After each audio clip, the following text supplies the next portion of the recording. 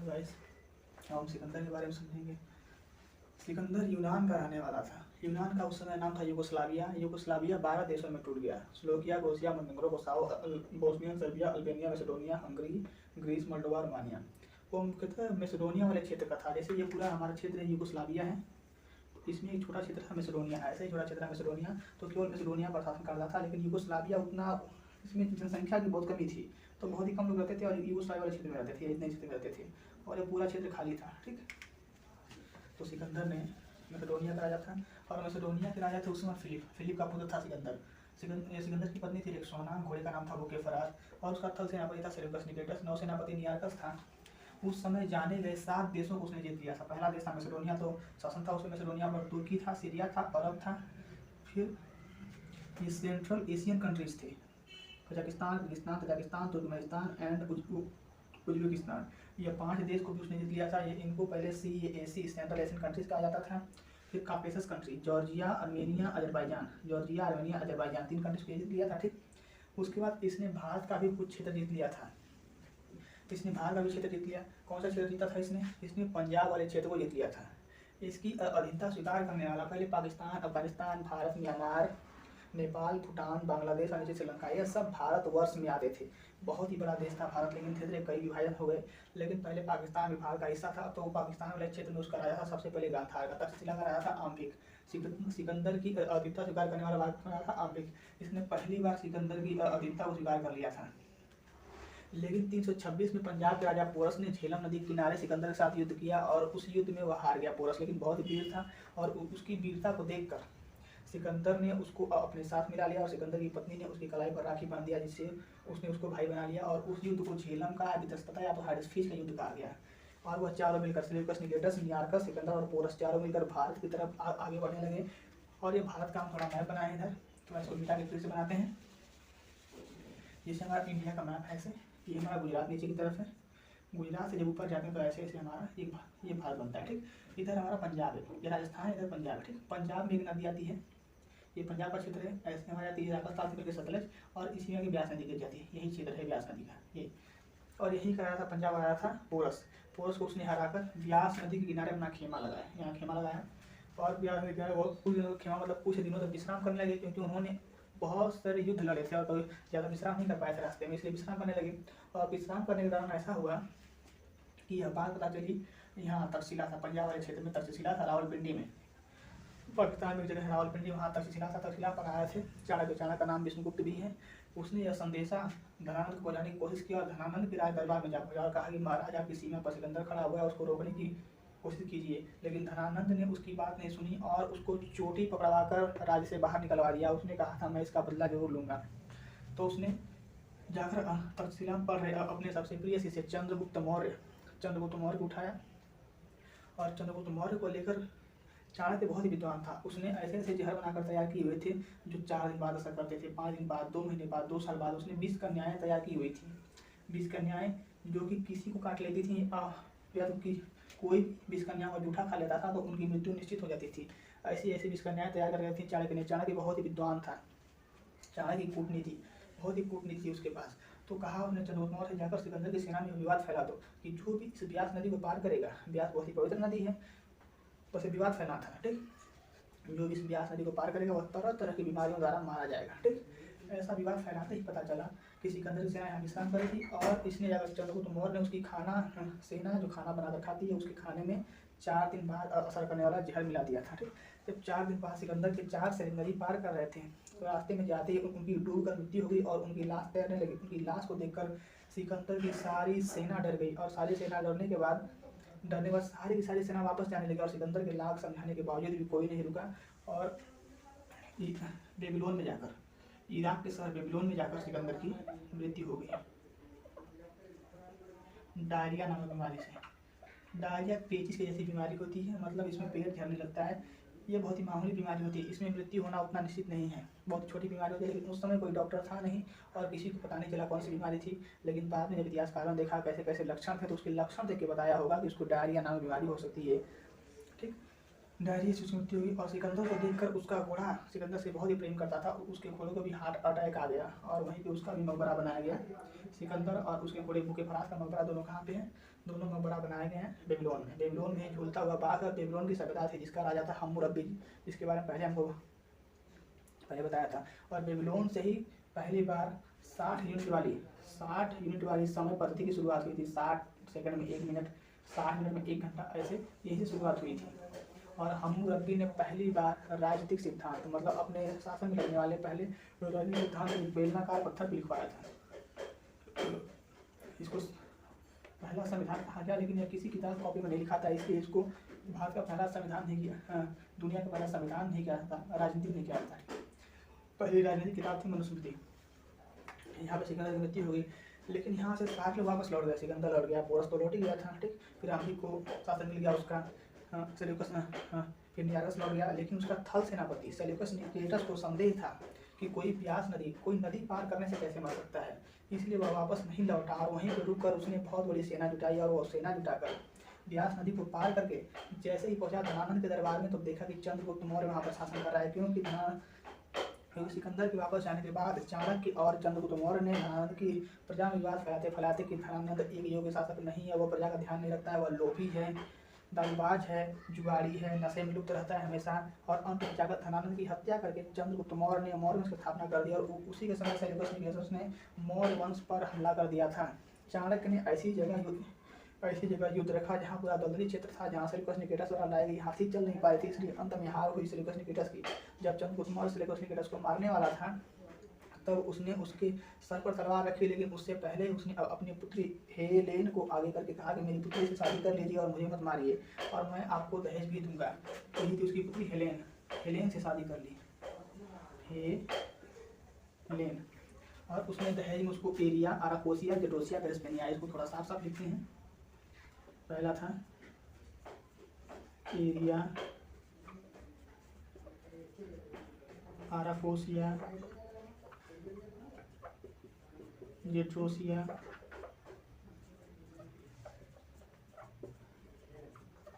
वेस्पेनियाई, ये 4 क्षेत्र उससे दहेज में ले लिया। आज इसका नाम है काबुल, कंधार, मकरान, हेरात। लिख लेते हैं, इसका नाम है काबुल, इसका नाम है कंधार, इसका नाम है मकरान, हेरात। मकरान पर्वतमाला है ना, मकरान पर्वतमाला के सामने ही मेहरगढ़ है, जहाँ दुनिया में पहली बार खेती की गई थी, ठीक। ये क्षेत्र उसे ले लिए। और कुछ समय बाद सेल्यूकस निकेटस का एक दूत आया था, राजदूत, उसी का नाम था मेगास्थनीज। वह राजकुमारी हेलेन का पता लगाने आया था कि वह कुशल से है कि नहीं, और उसी ने आकर भारत का पूरा संपूर्ण भ्रमण किया था और एक किताब लिखी थी उसी की किताब का नाम था इंडिका। उसने मेगास्थनीज ने इंडिका नामक किताब लिखी, उसमें भारत का संपूर्ण वर्णन दिया हुआ है। अब यहाँ शासन में मौर्य वंश के शासन के बाद थोड़ा चाणक्य के बारे में जान लेते हैं। चाणक्य बहुत ही ज्ञानी था, उसके पिता का नाम था गुणी, इसके पिता का नाम गुणी था, पिता। इसने एक किताब लिखी थी अर्थशास्त्र, यह राजनीति की किताब थी। अर्थशास्त्र राजनीति की किताब थी।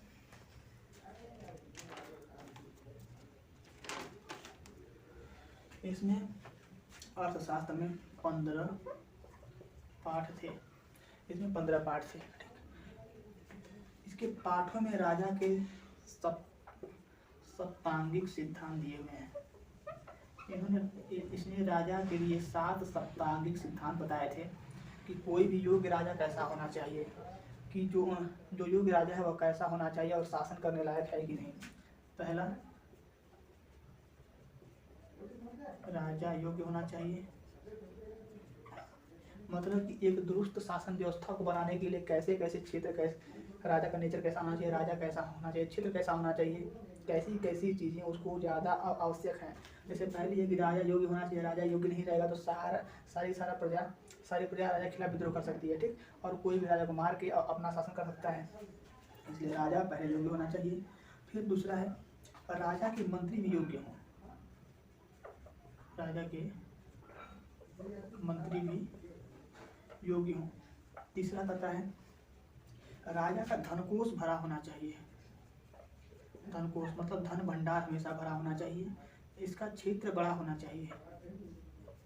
क्षेत्र मतलब इसका शासन बहुत ही बड़ी, शासन व्यवस्था बहुत ही बड़ी होनी चाहिए। इसका राज्य बहुत ही बड़ा होना चाहिए और इसका क्षेत्र दुर्ग से घिरा होना चाहिए,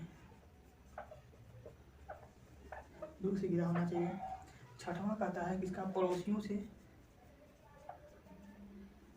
पड़ोसी क्षेत्रों से अच्छा संबंध होना चाहिए ज़्यादा लंबा शासन करने के लिए। और इसके शासनकाल में न्याय व्यवस्था अच्छी होनी चाहिए, न्याय व्यवस्था अच्छी होनी चाहिए। किसी को कहा गया राजा के सप्तांगिक सिद्धांत, जिन पर चलकर कोई भी राजा एक महान शासक बन सकता है। इस पर बहुत सारे राजाओं ने चला था, बहुत सारे राजाओं ने इस नियम का पालन किया। चाणक्य के बारे में देख लीजिए। आगे देखते हैं, चलिए ठीक है लेते हैं।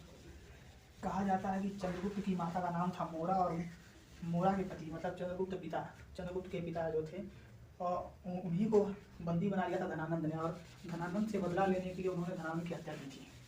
चंद्रगुप्त के पिता को धनानंद ने बंदी बना लिया। यह भौगोलिक, यह किसी इतिहासकारों का कहना है, कोई इतिहासकार इसका दावा करते हैं, ठीक। और चंद्रगुप्त मौर्य निचली जाति के चारवाहे थे, यह लोग गाय भैंस चराते थे, ठीक। अगला देखते हैं चंद्रगुप्त मौर्य। इनकी मृत्यु 298 BC में श्रवण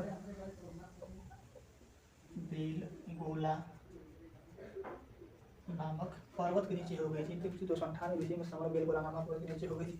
संलेखना विधि करने के दौरान भद्रबाहु के नेतृत्व में इन्होंने 12 साल का लंबा अकाल पड़ने के बाद यह दक्षिण में चले गए थे।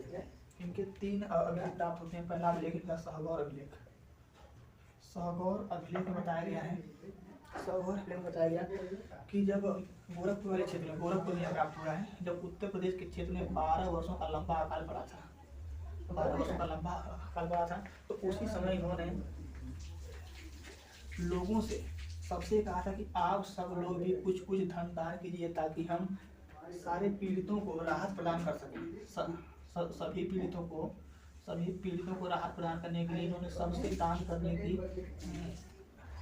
का क्या किया था, सबसे दान करने का आग्रह किया था इन्होंने। यह सहगौर से उत्तर प्रदेश या मगध में पड़े हुए 12 वर्षों के लंबे अकाल की चर्चा प्राप्त होती है। दूसरा इसका अभिलेख था बंगाल में पाया गया महास्थान अभिलेख।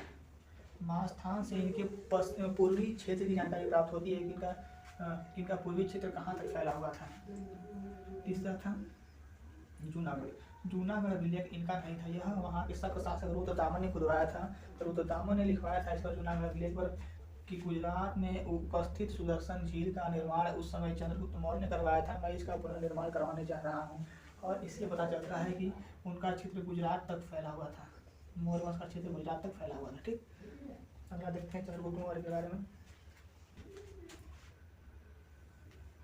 चंद्रगुप्त मौर्य ने अपने अंत समय में जैन धर्म को अपना लिया था।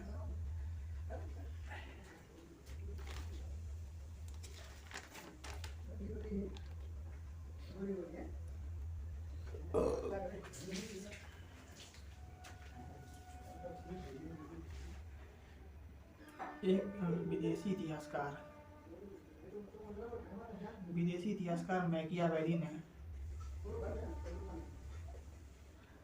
चाणक्य जैसी ही किताब लिखी है। विदेशी इतिहासकार मैकियावेली ने चाणक्य जैसी किताब लिखी है, जिसका नाम रखा, मैकियावेली ने उसका नाम रखा था द प्रिंस। इसलिए चाणक्य को भारत का मैकियावेली भी कहा जाता है। जस्टिन ने अपनी किताब में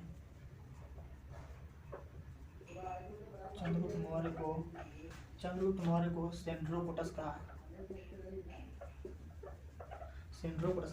जस्टिन ने अब अपनी किताब में चंद्रगुप्त मौर्य को सेंड्रोपोटस कहा है, ठीक। चलिए नेक्स्ट देखते हैं। अब यहाँ पे चंद्रगुप्त मौर्य का शासनकाल धीरे धीरे खत्म होता है। 298 उनकी मृत्यु भी हो चुकी है। इसके बाद आ गया बिंबिसार, इसका पुत्र था बिंदुसार। चंद्रगुप्त मौर्य का पुत्र था बिंदुसार के बारे में देखते हैं। निकाल लेते हैं इसको भी, सारे नहीं खत्म, बिंदुसार आते हैं। इसका पुत्र था बिंदुसार आजीवक धर्म को मानता था। आजीवन धर्म को मानता था। इसकी स्थापना किसने की थी? मौखली पत्तीस कोसाद ने इसकी स्थापना की थी। हम लोगों ने धर्म केवल 2 ही पढ़े हैं अभी तक, और बाकी सब धर्मों को पढ़ना है। ऐसे आजीवन धर्म हो गया, शैव धर्म हो गया, वैष्णव धर्म, भागवत धर्म, लिंगायत धर्म और कपालिक, 6 धर्म हमको पढ़ने हैं अभी, लेकिन हम उसको भी पढ़ लेंगे। छोटे छोटे धर्म हैं 2-2 लाइन के, ठीक। तो आजीवन धर्म की स्थापना किसने की थी? बिंदुसार ने। इसको मानता था बिंदुसार की स्थापना की थी मौखली पत्तीस कोसाद। मौखली पत्तीस कोसाद है, ठीक। इन्होंने इसकी स्थापना की। गोसाधर है, धर्म ना लीजिएगा इसको, चलिए ठीक हो गया। अगला देखते हैं, बिंदुसार के समय 2 विदेशी यात्री आए थे। पहला आया था सीरिया के राजा एंड्रिबस का,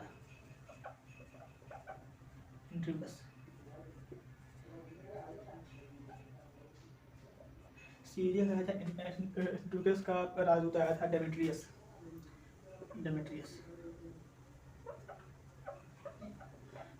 और इसने बिंदुसार को बताया था कि सीरिया में मीठी शराब, अंजीर और दार्शनिक फेमस है। अंजीर एक प्रकार का फल होता है जो हमारी जनन शक्ति को बढ़ाता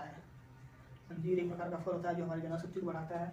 इसलिए बिंदुसार ने डेमेट्रियस द्वारा संदेशा भिजवाया कि अपने राजा से जाकर बोल दो कि हमें अंजीर, दार्शनिक और मीठी शराब तीनों चाहिए। बिंदुसार के लिए सीरिया के राजा ने अंजीर और मीठी शराब तो भिजवाया, लेकिन दार्शनिक नहीं भिजवाया। उसने एक संदेशा भिजवाया कि हम विद्वानों का व्यापार नहीं करते, इसलिए उसने दार्शनिक को नहीं भिजवाया था। बिंदुसार यह सुनकर बहुत ही प्रसन्न हुआ कि विद्वानों का व्यापार करना भी नहीं चाहिए, ठीक। अगला इसके शासनकाल में एक और आया था फिलाडोल्फ। मिस्र के राजा फिलाडोल्फ का एक शासक राजदूत आया था, डायमेसियस आया था। डायमेसियस से एक छोटा सा संदेशा लेकर आया था, इसका वर्णन ज़्यादा नहीं मिलता है। इसके बाद इसी के समय कश्मीर में विद्रोह शुरू हो गया।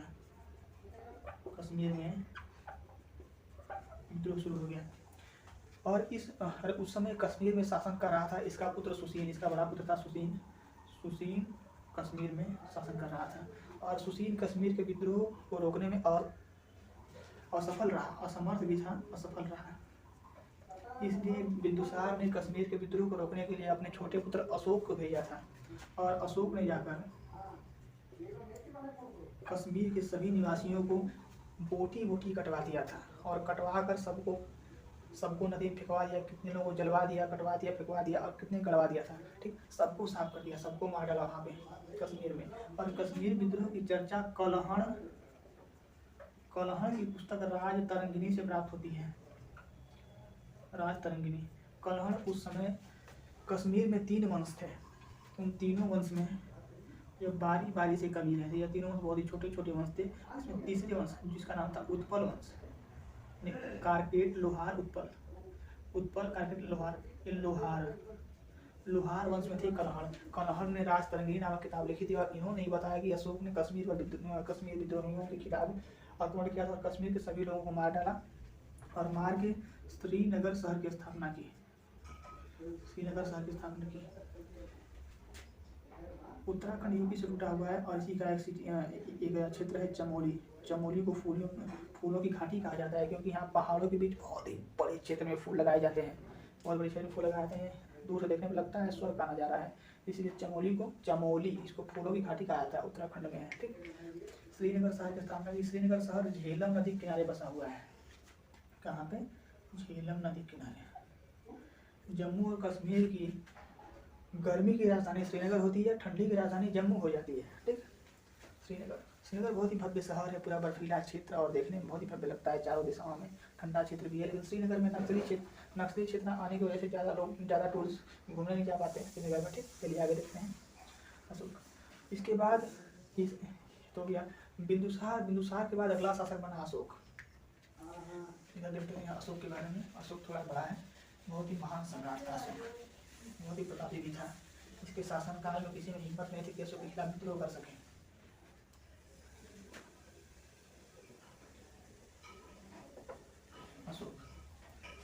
अशोक का जन्म हुआ 304 BC में इसका जन्म हुआ था। इसके पिता का नाम बिंदुसार था।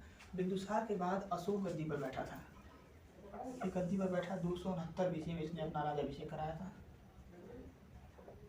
कुछ इतिहासकारों का मानना है कि अशोक बिंदुसार के 100 पुत्र थे, और अशोक ने अपने 99 भाइयों की हत्या करके गद्दी पर बैठा था, क्योंकि यह सबसे छोटा था। इसने अपने सभी भाइयों के 99 भाइयों को कटवा दिया था और तब जाकर गद्दी पर बैठा था। ठीक, राजाभिषेक हुआ इसका अशोक का। इसने अपने राजाभिषेक के 8 साल 8वें वर्ष 261 BC में कलिंग पर आक्रमण कर दिया। कलिंग पर आक्रमण करके तब वहाँ का राजा था जरासंध। कलिंग का राजा जरासंध था। जरासंध के साथ साथ वहाँ पे उसने बच्चे, बूढ़ों, औरतों, जानवरों सबको कटवा दिया था, सबको मरवा दिया उसने। प्रारंभ में यह बहुत ही क्रूर की तरह शासक था, प्रारंभ में क्रूर शासक था। और वहाँ पे बच्चे और बूढ़ों और औरतों की लाश देखकर, इन सबकी लाश देखकर उसके हृदय में एक विकार उत्पन्न होने लगा कि मैंने इतने सारे पाप किए हैं, मुझे तो कभी मोक्ष की प्राप्ति नहीं हो सकती। इस युद्ध की चर्चा राजा खारवेल के हाथी गुफा अभिलेख से प्राप्त होती है। हाथी गुफा अभिलेख से प्राप्त होती है, क्योंकि कलिंग में है। कलिंग उस समय किसका नाम था? उड़ीसा है, ये उड़ीसा क्षेत्र है। और उस समय इसमें हाथियों की संख्या बहुत ही ज़्यादा थी, बहुत ज़्यादा संख्या थी हाथियों की। हाथी गुफा अभिलेख का मतलब है कि गुफा में एक हाथी बनाया गया और उसी पर लिखा गया ये अभिलेख, इसलिए इसका नाम हाथी गुफा अभिलेख पड़ा। ठीक, उड़ीसा। इसके बहुत सारे नाम बदले गए, पहले इसका नाम था उत्कल, कलिंग, कटक, ऐसे बहुत सारे नाम बदले गए, अटक पटक का ऐसे नाम हुआ। ठीक, फिर उड़ीसा हुआ था, फिर उड़ीसा हो गया। ठीक, चलिए विकार उत्पन्न हुआ। तो इसने अपने भतीजे को देखा था, भतीजे का नाम था निग्रोध।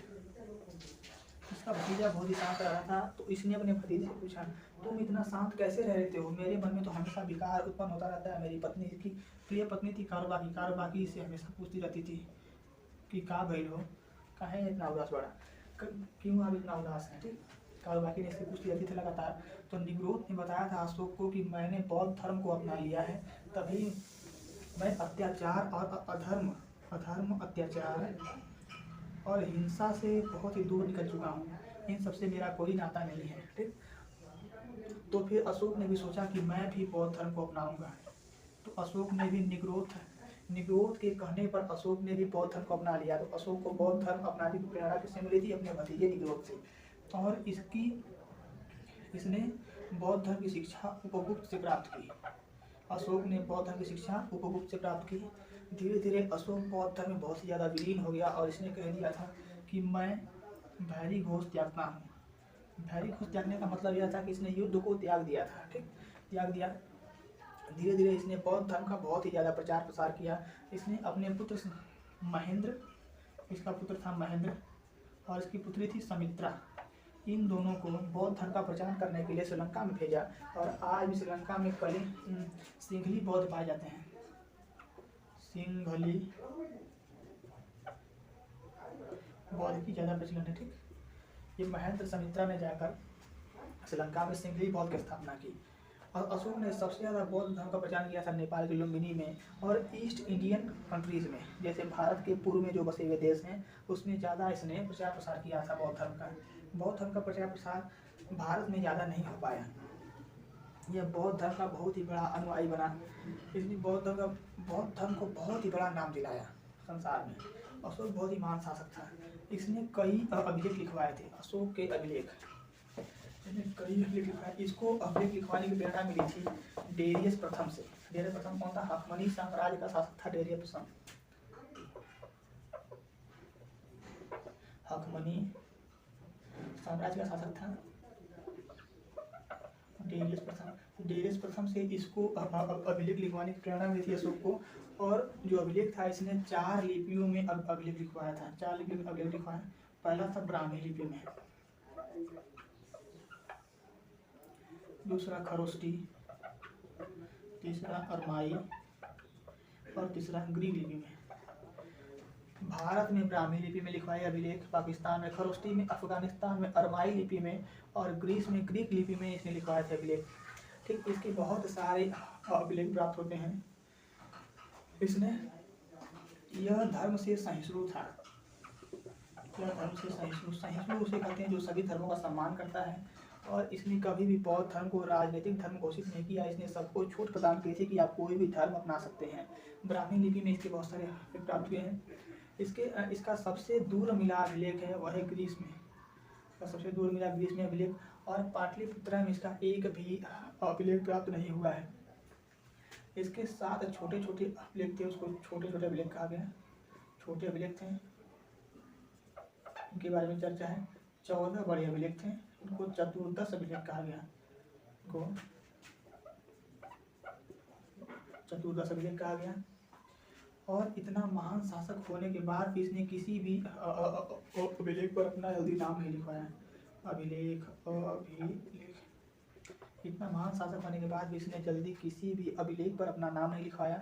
इसका नाम केवल, इसका संपूर्ण नाम राजस्थान के भब्रू अभिलेख से प्राप्त होता है। भब्रू अभिलेख से प्राप्त होता है।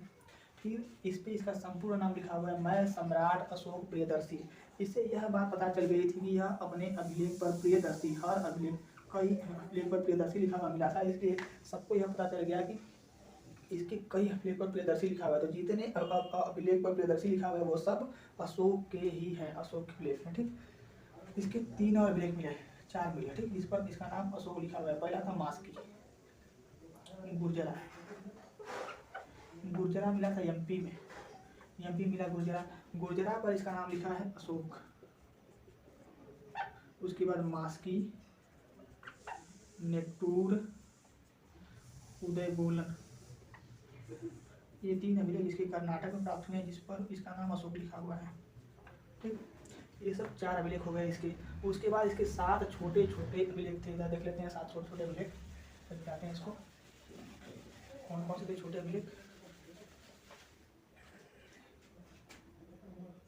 पहला था रोमनदेही अभिलेख। रोमनदेही से यह पता चलता है कि इसने नेपाल में टैक्स बहुत ही कम कर दिया था, क्योंकि वहाँ महात्मा बुद्ध का जन्म हुआ था। नेपाल के लुम्बिनी में टैक्स इसने कम कर दिया था, इससे इसकी जानकारी प्राप्त होती है। दूसरा अभिलेख है इसका टोपरा, और तीसरा है मेरठ। इन दोनों अभिलेख को फिरोज शाह तुगलक दिल्ली लेकर चलाया। फिरोज शाह तुगलक को दिल्ली सल्तनत का अकबर कहा जाता है, क्योंकि इसने दिल्ली सल्तनत में बहुत ही प्रशासनिक सुधार किए थे। इसने 300 शहरों की स्थापना की, 1200 बगीचे बसाए, नहरों का जाल बिछा दिया। इसके पास 1,80,000 गुलाम थे, 1,80,000 गुलाम थे इसके पास। इसने जजिया कर को खत्म कर दिया। जब ब्राह्मण माँ की गर्भ से पैदा हुआ था, इसलिए इसने ब्राह्मणों पर भी जजिया कर लगाने की ठानी, ताकि इस पर कोई दोष न लगा सके। इसने तीर्थ यात्रा को मुफ्त में शुरू किया और हज यात्रा को मुफ्त में शुरू किया। इसने दार उल सफा की स्थापना की थी। यह सब हमको बहुत कुछ किया था, इसने आगे चलकर देखना है। ठीक, चलिए फिर उसका तुगलक। चौथा था इसका कौशाम्बी अभिलेख। मध्य प्रदेश के कौशाम्बी जिले में था कौशाम्बी अभिलेख। इसी अभिलेख के नाम पर कौशाम्बी का नाम पड़ा, कौशाम्बी अभिलेख। ठीक, इसको लेकर चला गया अकबर। अकबर इसको लेकर चला गया और प्रयागराज के संगम तट पर लगवा दिया। इसमें लिखा हुआ है कि मेरी प्रिय पत्नी कारोबार की गरीबों को बहुत ही दान करती है। तो जब राजा की पत्नी दान कर सकती है तो आप लोगों को भी दान करना चाहिए। ठीक, चलिए बचवा देते हैं। फिर इसके 3 अभिलेख मिले हैं बिहार के चंपारण में। बिहार के चंपारण में प्राप्त हुए। पहला है लौरिया विराज, लौरिया विराज, लौरिया नंदनगढ़, नंदनगढ़ और रामपुरगढ़। लौरिया नंदनगढ़ में मयूर का चित्र प्राप्त हुआ है, मयूर चित्र प्राप्त हुआ है। ठीक, तो ये कितने हो गए अभिलेख इसके? 5। देखिए बिहार चंपारण में 5, 6, 7। तो ये 7 इसके छोटे छोटे अभिलेख प्राप्त हुए थे। अब इसके बड़े बड़े अभिलेख देख लिया जाए, बड़े बड़े अभिलेख देख लिया जाए, जिसको चतुर्दश अभिलेख कहा गया। चतुर्दश अभिलेख में सबसे पहला था इसका, पहला अभिलेख था उसमें चतुर्दश वाले में 14 लिख लेते हैं। ठीक, पहले अभिलेख पहली बार किसी इसने पशु हत्या पर रोक लगा दी थी, पशु हत्या पर रोक, और कृषि को बढ़ावा दिया और पशुपालन को बढ़ावा दिया। ठीक, दूसरा में कहा गया अभिलेख में पहली बार किसी ने पशु चिकित्सा की बात की थी, पहली बार किसी ने पशु चिकित्सा की बात की। और इसी में दक्षिण भारत के 5 वंशों की जानकारी दी है।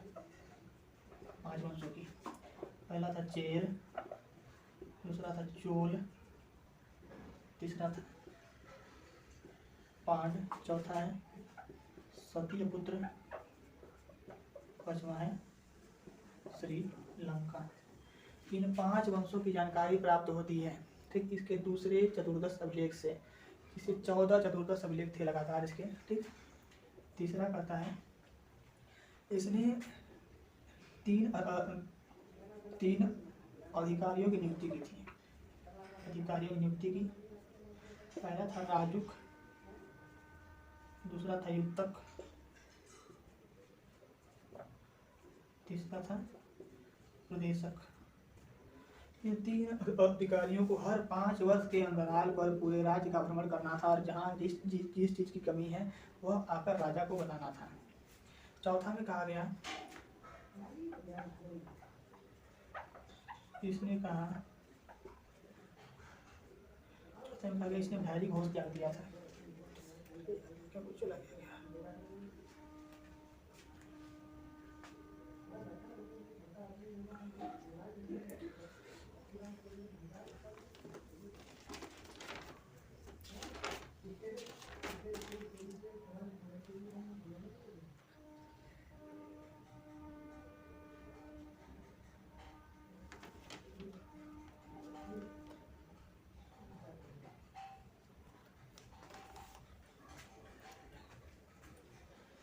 चौथा में मैंने भारी घोष त्याग दिया। भारी घोष का मतलब था युद्ध। इसने युद्ध को त्याग दिया था, लेकिन यह इतना ज़्यादा प्रतापी था कि इसके युद्ध त्यागने की घोषणा करने के बाद भी किसी ने इस पर आक्रमण करने की सोची भी नहीं, ताकि यह कभी भी तलवार उठा सकता था। पांचवा, इसने कहा था कि राज्य की भलाई के लिए कोई भी अधिकारी मुझसे कभी भी जाकर मिल सकते हैं। पांचवा में कहा गया कि कोई भी अधिकारी राज्य की भलाई के लिए मुझसे कभी भी आकर मिल सकते हैं। छठवां में कहा गया इसने अधिकारी महामात्र की रचना की। अधिकारी महामात्र की रचना की। सातवां, इसकी सहिष्णुता की जानकारी प्राप्त होती है। यह इसका सबसे बड़ा अभिलेख है।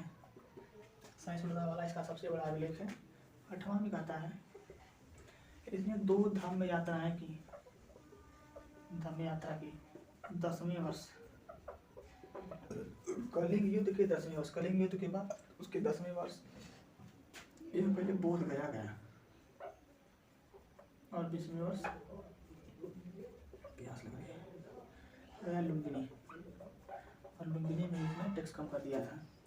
9वां का इसने छोटे मोटे त्योहारों पर रोक लगा दिया। छोटे मोटे त्योहारों पर रोक लगा दिया। 10वां में कहता है इसने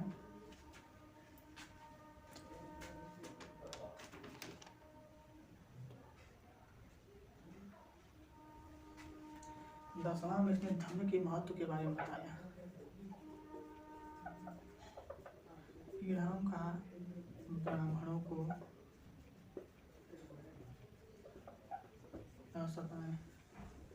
12वें कहा इसने स्त्री सुधार के लिए स्त्री महामात्र रचना की। स्त्री महामात्र की। 13वां में कलिंग युद्ध की जानकारी मिलती है।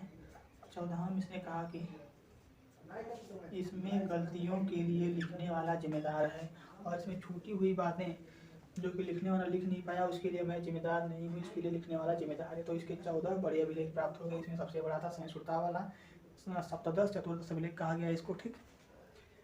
इसके बाद देखते हैं अशोक के बारे में। अशोक के समय कौन कौन से किन अधिकारियों के क्या क्या नाम थे। इसके समय पुलिस को लाक्षिण कहा जाता था।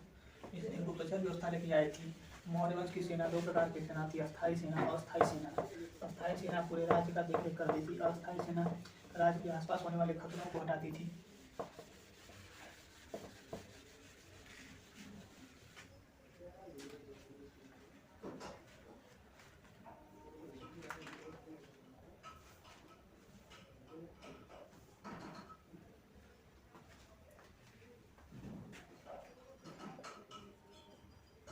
इसके समय बढ़ई लोहारों की संख्या बढ़ गई थी, इसलिए लकड़ी के बहुत सारे महल बनाए गए। दूसरा, इसने बहुत स्तूप की रचना करवाई। इसमें सबसे बड़ा स्तूप था सांची का स्तूप, और इसी को कट्टर हिंदू कौन था, पुष्यमित्र शुंग, उसने बहुत सारे स्तूपों को तुड़वा दिया था, लेकिन उसने सांची के स्तूप की मरम्मत करवाई थी और अशोक के फरहूत अभिलेख की भी मरम्मत करवाई थी उसने। तीसरा, पुलिस को लाक्षिण कहा जाता था। सेना दो प्रकार की थी, अस्थाई प्लस अस्थाई। इसने गुप्तचर व्यवस्था की शुरुआत की। इसने गुप्तचर व्यवस्था की शुरुआत की थी। इसने 3 उपदेश दिए थे।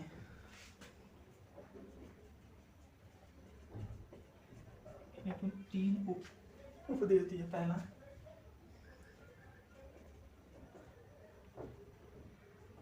माता पिता का सम्मान करें, अपने से बड़े का आदर करें और अपने से छोटे के प्रति सहानुभूति रखें। माता पिता का सम्मान करें, अपने से बड़े के प्रति का आदर करें, अपने से छोटे के प्रति सहानुभूति रखें। ठीक। 7वां,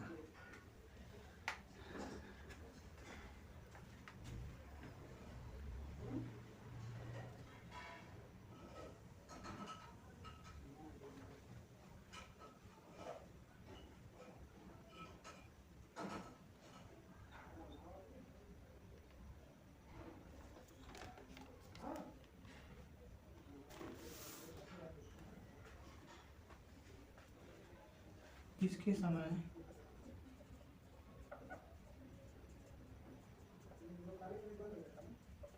5 राजे थे। इसके समय 5 राजे थे। 8वां कहता है, इसने अभिलेख लिखने के लिए पत्थर,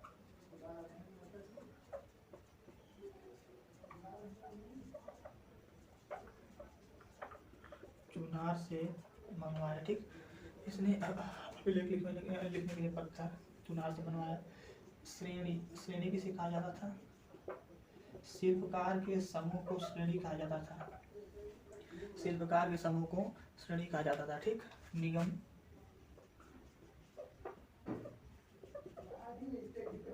व्यापारियों के संगठन या व्यापारियों के समूह को निगम कहा जाता था।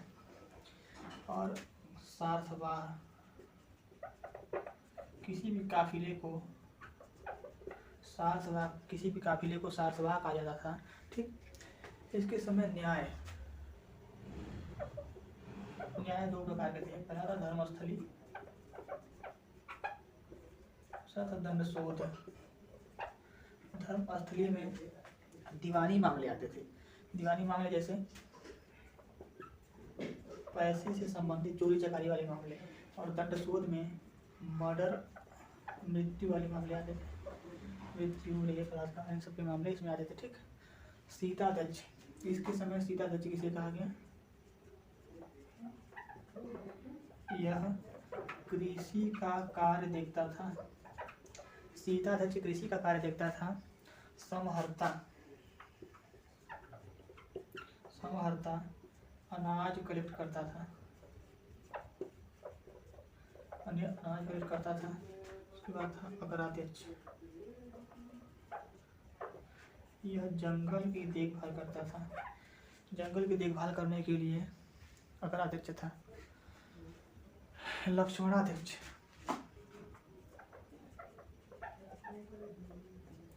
यह मुद्रा छपाई का काम देखता था।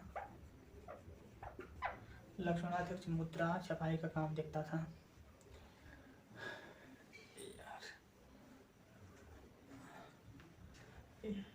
अशोक के बाद इस वंश में कोई भी योग्य शासक नहीं आया, और इस वंश के खत्म होने का कारण था कि अशोक का हथियार त्याग देना। अशोक ने हथियार त्याग दिए, और इस वंश का अंतिम शासक था बृहद्रथ। इस वंश का अंतिम शासक था। उसने हथियार त्याग दिए, और उसके बाद कोई भी योग्य शासक नहीं आया। उसके मंत्रियों में ही फूट पड़ गई। उसने कोई भी वैसे राजा नहीं बनाए, और उसने कोई भी वैसे धार्मिक सुधार नहीं किए, और वह पूरी तरह से बौद्ध धर्म के प्रचार प्रसार में लग गया। इसलिए इस धर्म का जल्दी अंत हो गया। ठीक।